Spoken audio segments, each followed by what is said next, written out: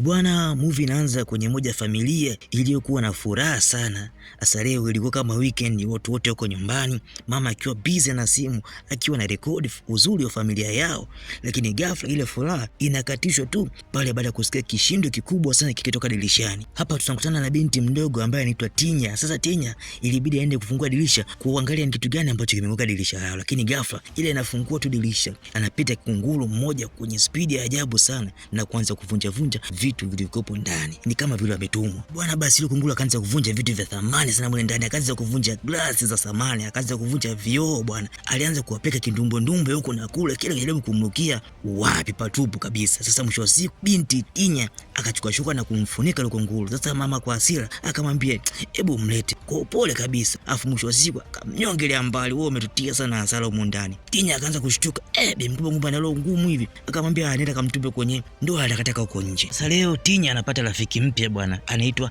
Rita. Hao ni majirani wapya ambao wamehamia siku ya leo, na huyu Rita ana mbwa wake mzuri sana, lakini yule mbwa ni kama alikuwa mpendi Tinya, maana alitaka kumnyata. Yule mbwa anaitwa Rosa. Mwisho wa siku wakafurahi, akasema bwana, sio mbaya, mimi mwenyewe ni kosa langu, nimemtambulisha kidole changu na nataka kukinyata. Sasa giza usiku likaingia, na hapa tunamwona mama akimwimbia mtoto wake nyimbo. Dogo anaitwa Matias, dogo na kiburi sana, ni kama mtukutu hivi, anamwambia mamake ongeza sauti bwana, ongeza sauti, imba kwa sauti sikusikii.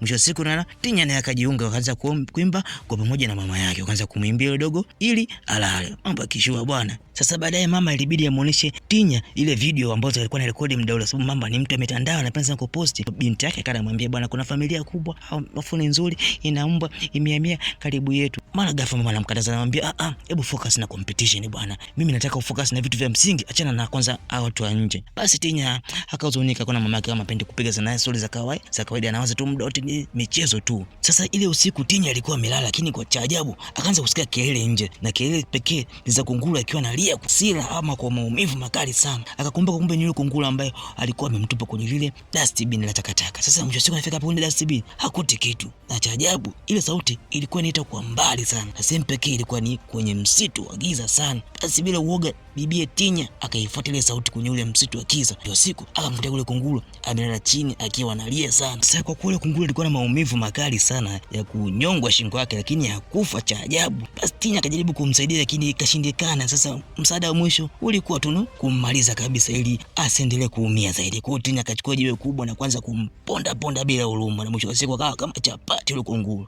Kumbe maskini yule kunguru bwana alikuwa analifuata yai lake, ili eneo ni alikuwa ametega yai lake. Sasa Tinya kwa huruma zake akaona bora alichukua ile yai basi aende nalo nyumbani na akalitunze yeye. Sasa siku ya pili ilikuwa ni siku ya mazoezi kama kawaida yake. Dogo ni mkasarakasi ambao tunaita gymnast, akawa anafanya mazoezi, lakini kocha yake kanamwambia bado unakosea, kwa sababu unavyoruka inabidi utue ukiwa umesimama wima, inabidi usifanye mazoezi sana, mwisho wa siku uwe vizuri zaidi. Akamwambia sawa, nitajitahidi kufanya mazoezi vizuri zaidi mwalimu wangu. Sasa Dogo anafika nyumbani anakuta kuna fundi anarekebisha taa, kwa sababu mara mwisho unakumbuka zile taa zilivunjwa na kunguru. Lakini cha ajabu changaa yule fundi anakula zake mizigo kwa bi mkubwa. Chukua kinamshangaza sana Dogo. Ghafla bi mkubwa anashtuka, huyu ni Telo, ni rafiki yangu tu na ni fundi pia, kwa hiyo sema mambo. Sasa Telo kutaka kusubiri akapeleza zake chapu na vifaa vyake. Baadaye mkubwa kabidi aongea na mtoto wake, akamwambia unajua sisi watu wazima huaga tuna marafiki. Sasa unajua marafiki wengine huwa wanatufurahisha, wengine ndio hivyo. Kwa hiyo rafiki yangu. Sasa Dogo kabidi aulize, sasa vipi kuhusu baba? Baba atabaki kwa baba, ila hii ni siri tu mimi na wewe, sawa? Usimwambie mtu yeyote, sawa rafiki yangu, shoga yangu. Haya baadaye. Lakini Dogo kile kitu yake imemuma na alimind kinoma, kwa nini mama wake anamchiti baba yake? Basi fresh akaona tu wakati wa kuchukua yai ambayo amelitunza na kuanza kulisikizia mapigo ya moyo kama bado kiumbe kilikopo ndani kinapumua. Sasa siku inayofuata Dogo akashangaa mbona kama ile yai limezidi kuwa kubwa zaidi. Sasa akashangaa akajiuliza inakuwaje kubwa hivi na hamna kitu ambacho kinalifanya hiyo kubwa, kwamba akili chakula au chochote kile. Kwa akakumbuka kumbe ni joto linafanya linakuwa kubwa. Basi akachana mdoli wake wa teddy bear na kama kuliingiza kwenye ndani ya mdoli ili lipate joto zaidi. Sasa hii siku ilikuwa ni ya mazoezi bwana. Sasa leo bi mkubwa akabidi amtembelee mwanae, amwangalie ziwe anafanya mazoezi, sababu kitu pekee ambacho anataka kwenye mwanae achukue hii competition ambayo inakuja hapo mbeleni. Kwa inabidi afanye mazoezi kwa hasira sana. Kuna mwenzake pia alikuwa anafika nyuma yake, na alikuwa kumbe yule rafiki yake jirani yake ambaye anaitwa Rita. Sasa Rita akaenda akasimama vizuri kabisa. Sasa ile kitendo bi mkubwa kilimuuma, akamkata kule jicho Dogo, na kwa kuwa alikuwa na mind ikabidi sasa amfanyishe mazoezi mara kwa mara ili mpaka apatie muda mazoezi kule umeisha. Lakini bado bi mkubwa akanamwambia haiwezekani, rudia mpaka uweze. Sasa dogo alifanya mazoezi sana mpaka mikono ikawa inakuanguka kama au inachubuka niseme, kwa sababu alikuwa anarudia mara kwa mara. Kwa hiyo kwa kuwa ni mapenzi ya mamake anataka afanye competition, basi dogo alikuwa anaendelea kurudia ili mradi tu mamake afurahi, na mwisho wa siku akaweza kusimama vizuri. Bwana, baadaye basi dogo kabidi arudi nyumbani na mama yake, lakini cha ajabu akiwa chumbani anashikalia yai linazidi kuwa kubwa na kubwa zaidi, na cha ajabu zaidi lile yai lilikuwa linatoa mwanga mwekundu kwa ndani. I see, sio kitu cha kawaida kabisa kwa mtu ambaye anaelewa mayai yanavyokuwa Sasa baadaye bi mkubwa na mtoto wake walikuwa wanapenda kwa pamoja, wanaonyeshana video ambazo wanazirekodi, lakini bi mkubwa akamwambia mwanae, bwana na kitu nataka nikuambie bwana, nataka niconfess bwana, mimi nipo kwenye mapenzi. Basi dogo akawa, mzee wangu na enjoy, kumbe napenda sana na mama.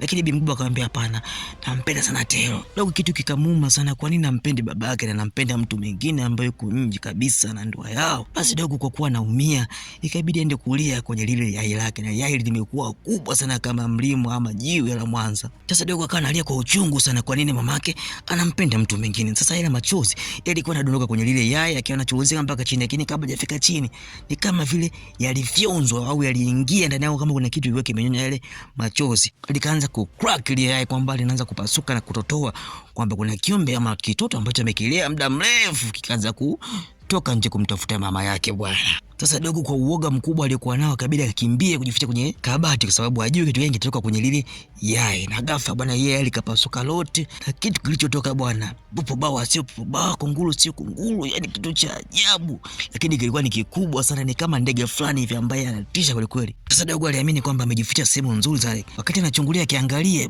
ghafla kile kiumbe kaja akampiga jicho sana, afikapiga kwanza mliofanya hivi. Mzee akasikia kuchumba cha pili, akamwambia Tinya, kuna nini huko? Kile kiumbe kikakimbia dirishani afikapasua kioo. Sasa dogo chapu kabidi afunike yale magamba ya yaya ili mzee wake asije akayaona. Sasa mwisho siku mzee akaingia hapa ndani akamwambia kuna nini? Mbona dirisha limepasuka? Akamwambia ni kunguru aliingia amepasua afa ameondoka nje.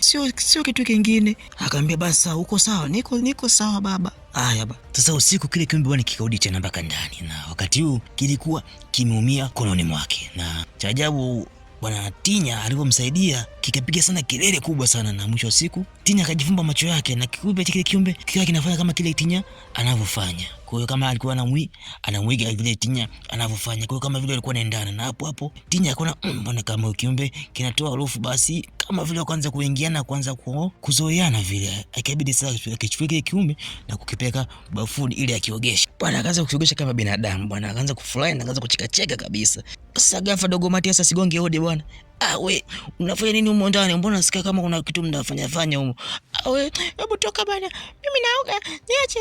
Mimi nataka kukojoa bwana. Basi nipishe. Wakagombana kinoma. Sasa ule usiku ule mbwa wa jirani alikuwa anabweka sana, ile mbwa ambaye anaitwa Rosa, mbwa wake na Rita alikuwa anabweka kwa ile mpaka Tinya akawa hawezi kulala kabisa, kana teseka sana, anajitahidi kulala lakini wapi. Sasa kile ndege kikapata hasira bwana, kikaenda kumuua yule mbwa. Sasa Tinya anaamka anashangaa mtu anamgusa hivi, anamwamsha anamwambia oya, angalia pembeni hapo. I say yule mbwa alikuwa ameshauawa vibaya kikatili mno, alikuwa ameshakatwa kichwa. Sasa kichwa tujue kama alikuwa ameshakula au vipi. Basi pale Tinya akatapiga vibaya mno. Sasa dakika mbili nyingi yule kiumbe sasa kula matapisha, ndege lazima ale chakula cha mama yake kutoka cha mdomoni. Kwa hiyo aliamini sasa Tinya ndio kama mama yake, na chakula chochote ambacho anatapika yeye akawa anakula. Sasa kwa kuficha ushahidi, siku ya pili ilibidi yule mbwa aende kumfukia na kumzika ili mtu yote asigundue kwamba yule mbwa ameuawa, na kitu cha ajabu ambacho kijulikani kabisa kimetoka wapi. Sasa siku inayofuata dogo basi ikabidi aende kutafuta chakula cha yule ndege. Alikutana na rafiki zake akamwambia mbona leo hujaja kufanya mazoezi? Akasema nilisahau, unajua ile mambo yalikuwa ni mengi kwa nikasahau. Lakini vipi wewe umepata ndege? Unanunua ndege au umepata ndege? Amna, sina ndege, lakini nakaribia kupata ndege yote ya kufuga. Basi hapa alikuwa na yule rafiki Rita jirani yake. Akamwambia basi usijali kama ulisahau kufanya mazoezi. Vipi?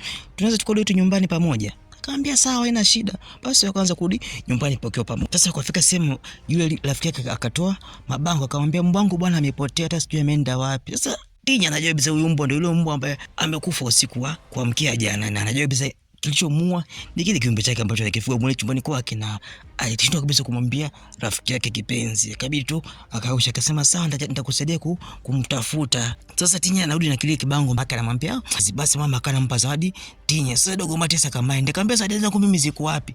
Mama akamwambia wewe hujapata zawadi yote na una zawadi, sababu dogo ana cha muhimu anachofanya hapa nyumbani zaidi ya kukaa nyumbani muda wote. Sasa dogo akamwambia akaona ile karatasi la mbwa. Sasa dakika mbili nyingi dogo asinde kufukua yule mbwa bwana.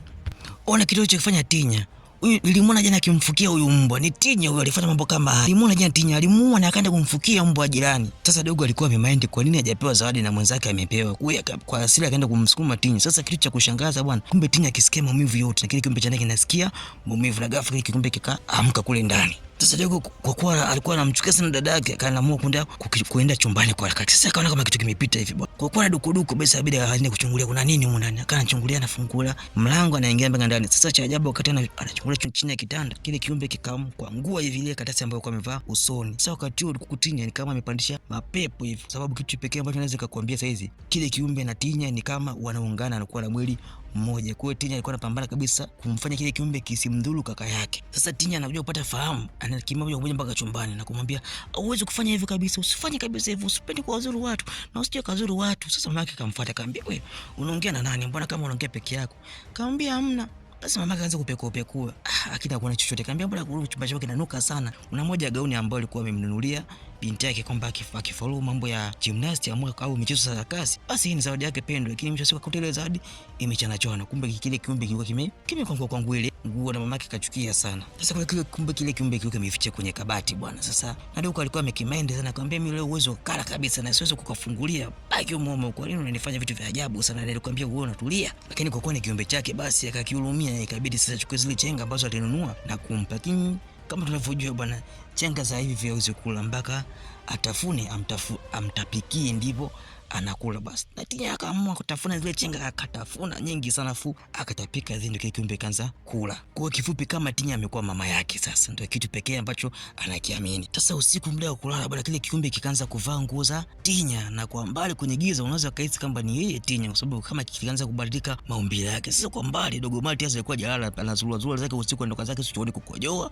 akakiona bwana, akasema Tinya. Kiumbe kikamwangalia, dogo akakimbia kinoma, akaona huyu sio Tinya. Lakini dogo alikuwa hata akiwaambia sasa yake hawamwamini. Sasa kile kiumbe kikawa kinaingia kwenye nyumba ya mama yake mzazi, kikaanza kumshika mama yake na Tinya, kianza kumpapasa.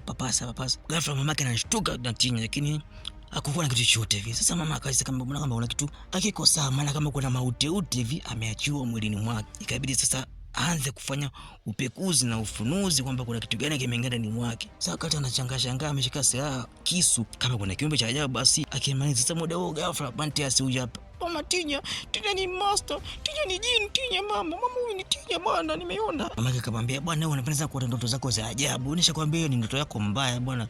"Hapana mama, sio ndoto, ni kweli bwana." Sasa siku inayofuata bwana ilikuwa kama kawaida, siku ya mazoezi bwana. Sasa leo Tinya alikuwa tena na rafiki yake Rita. Sasa wakawa anafanya mazoezi, Tinya alikuwa ndo wa kwanza kufanya, lakini Rita akawa anampokea kama kumshika ili asianguke. Sasa Rita akifanya yeye pia peke yake anaenda vizuri zaidi bila kushikiwa na mtu yote. Sasa mama yake kitu chake kinamkwaza, kwa nini mtoto wake anashindwa kufanya peke yake mpaka ashikiliwe? Basi ilikuwa kama ni break time hivi. Sasa mama yake akasogea akaanza kuambia, "Vipi?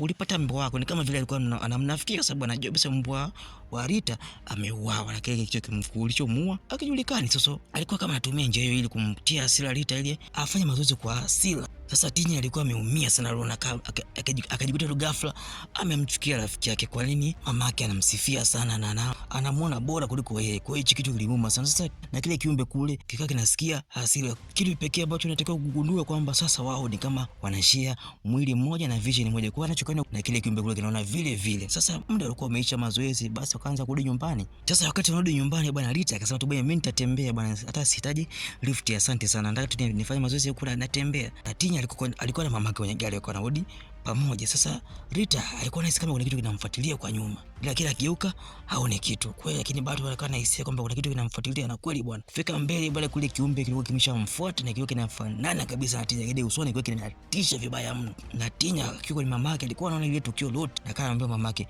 "Mama, hebu tugeuze gari turudi haraka sana." Sasa Tinya alikuwa anaelewa kitu chochote kinachoendelea, akapiga sana kelele. Mamake akamshtua, akamwambia, "Usijali bwana Tinya, najua una stress na hii competition, kwa hata mimi mwanzoni nikupo hivyo kama kwenye umri wako, kwa hiyo ondoa shaka, kila kitu kitakuwa sawa." Sasa Tinya anarudi nyumbani kumwangalia kile ndege wake, hayupo. Na cha ajabu zaidi, ule mdomo wake wa ndege au kama wa kunguru umetoka sasa. Yaani ina maana sasa amebakiwa na sura peke yake, naweza nikasema kwa kile midomo au mdomo umebanduka. Sasa siku ijayo mama akamwambia, "Bana leo kielekezo kidogo, basi usifanye mazoezi sana. Leo tunaenda kwa rafiki yetu Tero, yule jamaa ambaye alikuwa alirekebisha taa, na tunajua wote kabisa yule jamaa ajilia zake mzigo kwa bi mkubwa, na mzee kama vile haelewi vile, anamwambia bwana, bila respect na kuheshimu maamuzi ya mke wangu, unajua ni rafiki yake tu, kwa hiyo haina shida, mimi namheshimu mke wangu. Mama na mtoto wake wakabidi waende vacation kidogo, na walienda moja kwa moja kwa nani? Kwa mamba Teo. Sasa moja kwa moja kafika mpaka kwa Teo. Sasa Teo bwana, huyu jamaa ni naweza nikasema kwamba ni single father, kwa sababu mke wake alishafariki na sasa anaishi peke yake kabisa, na ana mtoto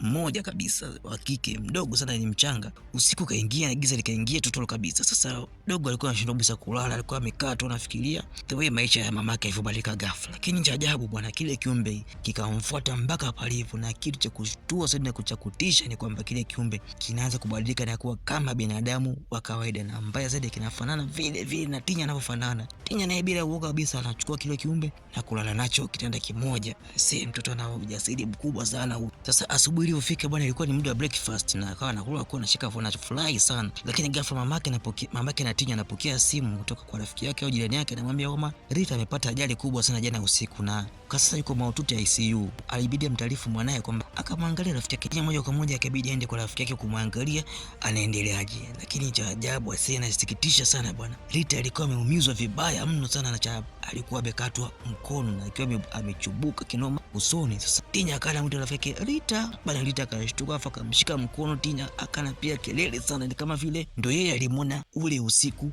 wa jana, kwa sababu kile kiumbe kiweke kinafanana kabisa na Tinya kwa sababu kinabadilika sasa na maumbile. Basi Tinya kwa vile akaogopa akaamua kukimbia. Basi Tinya lakini alikuwa anaelewa kila kitu kilichokuwa kinaendelea kabisa, alijua matatizo yale yote aliyofanya ni nani, ni kile kiumbe chake. Na cha ajabu kile kiumbe chake bwana amekita jina kinaitwa Ali. Sasa sijui ni Ali nani huyo. Basi moja kwa moja akafika mpaka kule nyumbani, akaanza kukiambia kwa nini umefanya vile, utaki kufanya vile. Sasa unajua kwa kuwa watu wote wanashambulia mmoja akiumia au mmoja akifanya chochote kile cha hisia kama mwingine anasikia, basi Tinya akana jipiga makofi na kile kiumbe chake kinaumia. Mwisho siku kile kiumbe chake kinamshika Tinya na kikaanza kumkumbatia kama binadamu bwana, kile kina hisia kabisa, kikamweka kifuani. Basi usiwe na usia sana mama bwana, mimi ni mwanao, usinichukie bwana, nilikuwa nakusaidia bwana, hiyo ndio ilikuwa competition wako, ulikuwa umpendi mamako alikuwa mpendi, nimewasaidia bwana, ili competition hii kimebadilika sana, kimekuwa kama pacha wa Tinya, kunafanana kila kitu kasoro tu kwamba kile kiumbe hakiwezi kuongea na bado hata kutembea vizuri, bado akitembea kama binadamu, bado kinajifunza, lakini mwili wote umebadilika, umekuwa kama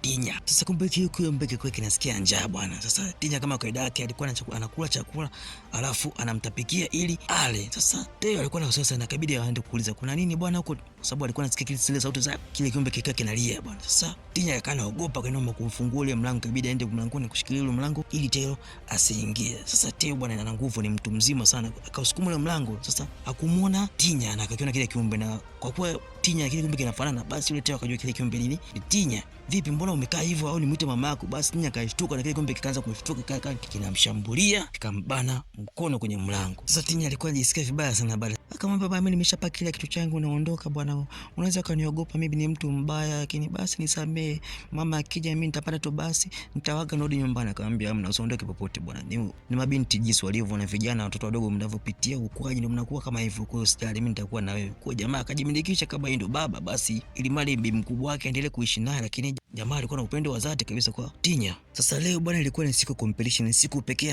ambaye mamake Tinya alikuwa anasubiri kwa hamu sana, na kabla hajafika kwenye competition basi mamake ikabidi ampigishe kidogo mazoezi ya mwisho ili bado kama kuna makosa basi haya arekebishe. Sasa bahati mbaya dogo akaamka yule mtoto wake na bwana Teo. Sasa kitendo cha kumuna mamake na Tinya au mamake akiwa anampenda sana mtoto, basi kinamuumiza, kuna kinajengea chuki. Sasa mbaya zaidi chuki ambayo inajenga moyoni mwake inaenda moja kwa moja mpaka kile kiumbe, na unajua bwana chuki akiipata yule kiumbe ni kitu gani kinafuata hapo mbele. Sasa Tinya alivyoona kile kiumbe nacho kimepata hisia zake, akamwambia mama, hatuwezi kuondoka na huyu mtoto bwana, tukaenda naye kwenye competition. Akamwambia tunawahi bwana, mwache mtoto atakuwa salama na Teo kabisa. Tinya alikuwa na ile kitu kinachoenda kufuata hapo mbele. Tinya alikuwa na wasiwasi sana sababu anajua kabisa hicho kiumbe kinachoenda kufanya hapo nyumbani, sababu lazima kitamdhuru mtoto au kinaweza kumaliza au kumuua kabisa yule mtoto. Kwa hiyo Tinya alikuwa na wasiwasi sana, kwa nini asingemchukua mtoto kwenda naye kwenye competition bwana. Kama kweli ilivyoza Tinya bwana, kile kiumbe kweli bwana kikatoka chumbani wake kule, nikaanza kumfuata kwenda kwenye chumba ambacho yule mtoto anaishi,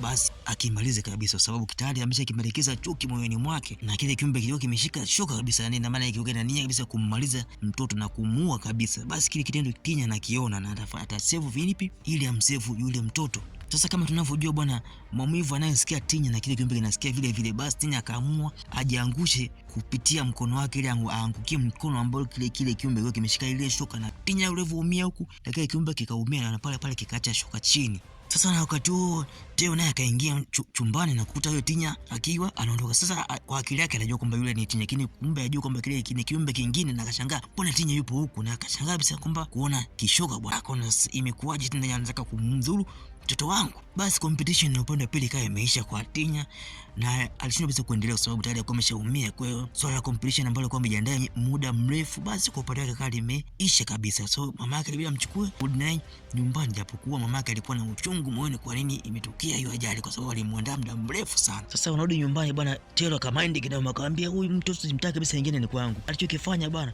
Sasa mama akamwambia mbona nilikuwa naye muda wote, huyu mtoto wako ana matatizo makubwa sana ya akili, hayuko sawa, kwa hiyo siruhusu kabisa aje, ingine ni kwangu. Akamwambia Tinya. Giza likaingia bwana, bibi mkubwa akatimuliwa na boyfriend wake au mpenzi wake, akamwambia bwana mimi sikutaki sana. Bibi mkubwa alikuwa amemuuma na imempeni kinoma, alipiga kelele kinoma huko akibamiza kichwa kwenye usukani. Kwa nini? Amepoteza penzi lake, amepoteza competition na mwanae, kwa hiyo kila kitu amepoteza katika maisha yake, ilimuuma sana.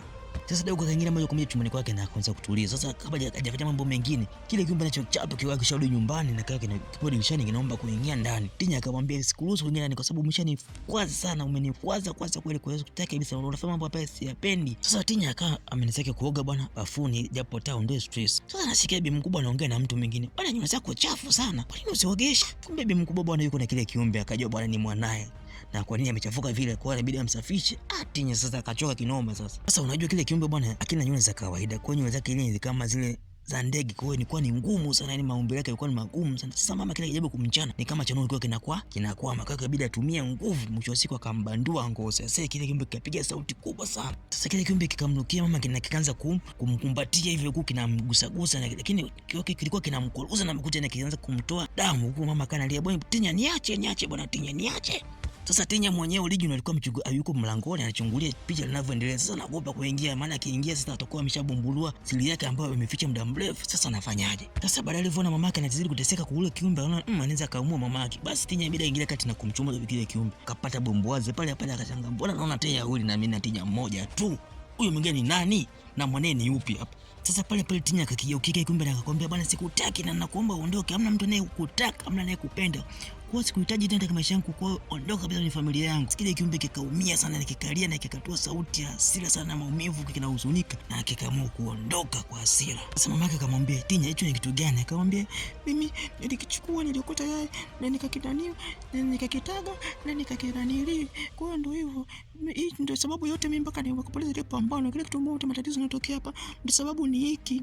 Basi mwanangu, pole, usijali, wewe ni mwanangu, nakupenda sana. Sasa bibi mkubwa kabidi aingie vitani bwana, akachukua sabeto kubwa akamkabidhi mwanae. Oya, sasa hiki kiumbe inabidi kimalize kabla hakijatumaliza sisi, kwa sababu mimi sikitaka kabisa kurudi nyumba yangu, kwa hiyo lazima tukiwende. Sasa mimi na wewe tu ni siri ya pekee tu, sisi pekee. Sasa mzee anashuka na yupo na mwanae Matias, anashangaa wanashibi. Basi mchaka akamwambia kuna kitu tunakiwenda usiku kinafanana kama Tinya, lakini sio Tinya, yeye ni jinamizi, ni shetani likubwa sana, kwa hiyo inabidi tukimaliza kabisa usiku, msijali, kila kitu kitakuwa sawa. Sasa mama alibidi aingie kwenye chumba cha Tinya kwa japo akaangalia kile kiumbe, na kweli bwana kile kiumbe kiko kule chumbani kwa Tinya, na ghafla kikamnukia mama, nikaanza kumkaba na kikamweka pini japo kimmalize. Oya, kikaachana mdomo huo mkubwa sana kama wa papa au mamba niseme vile.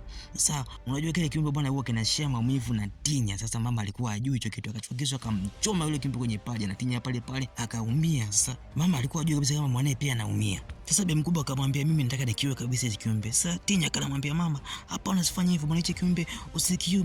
Bibi mkubwa akaelewa kabisa, naona kama hili ni shetani kabisa. Sasa akataka kulichoma, basi Tinya akawahi akasimama mbele yake, na bahati mbaya kabisa maskini ya Mungu kile kisu kikamwendea kwenye moyo wa Tinya. Mama amemchoma kisu mtoto wake mwenyewe, I say. Sasa kabla Tinya hajaanguka chini, kile kiumbe kikamdaka Tinya. Sasa Tinya alikuwa tayari ameshachoma kisu na akaanza kutoka damu mdomoni, na kile kiumbe kaanza kumeza zile damu za Tinya. Ni kama vile uhai wa Tinya unaingia kwenye mwili wa kile kiumbe. Wakati mama yuko pembeni analia kwa uchungu, jonzi makubwa sana kwamba amemua binti yake kumzaa yeye mwenyewe. Wakati huo Matias na babake wanaingia na kuta tayari Tinya ameshakata roho, na kile kiumbe ndio pekee ambacho kimebaki kuwa kizima, na hata vile vidonda vyote ambavyo alikuwa navyo vile kiumbe vikaanza kujiunga, macho yakabadilika kuwa kama binadamu kabisa, na ikafanana kabisa, copyright kabisa na Tinya halisia kabisa. Sasa kile kiumbe mdogo kikaanza kunyanyuka, lakini mwisho wa siku kikaita mama. Bwana bi mkubwa ambaye alikuwa chini alikuwa analia, ghafla akasema akacha kulia moja kwa moja, na akaanza kushangaa hiki kiumbe kimesema mama. Sasa unajua bwana,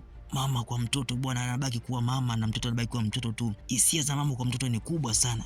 Basi usiamini, mama akatoa tabasamu kwamba kuamini kwamba bwana huyu ni binti yake.